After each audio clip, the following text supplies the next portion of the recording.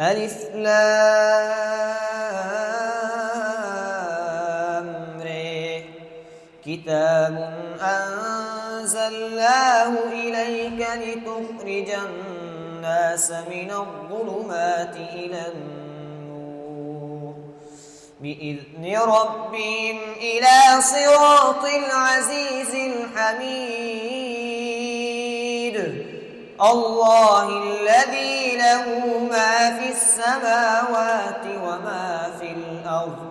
وويل للكافرين من عذاب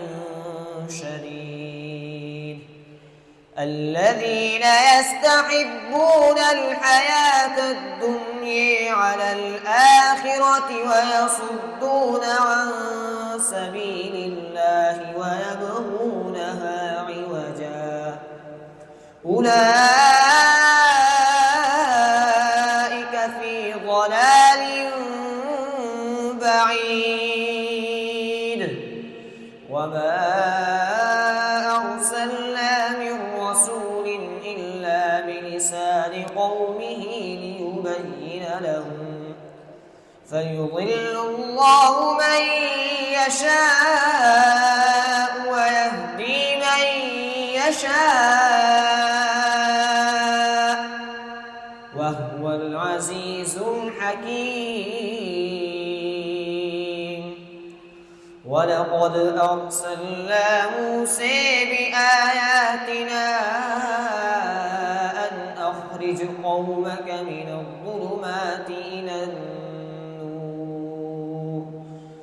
وذكرهم بأيام الله إن في ذلك لآيات لكل صبار شكور وإذ قال موسى لقومه اذكروا نعمة الله عليكم إذ أنجيكم من آل فرعون يسومونكم سوء العذاب ويذبحون أبناءكم ويستحيون نساءكم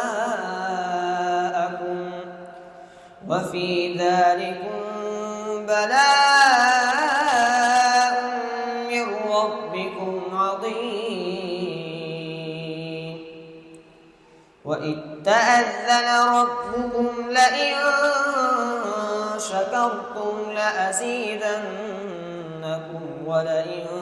كفرتم إن عذابي لشديد وقال موسى إن تكفروا أنتم ومن في الأرض جميعا فإن الله لغني حميد ألم يأتكم نبأ الذين من قبلكم قوم نوح وعاد وثمود والذين من بعدهم لا يعلمهم إلا الله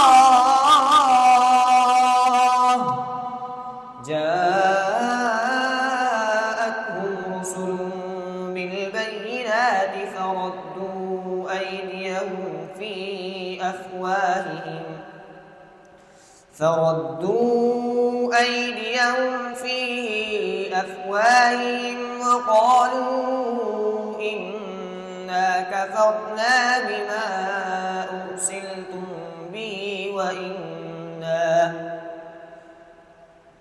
وقالوا إنا كفرنا بما أرسلتم به وإنا لفي شك مما تدعوننا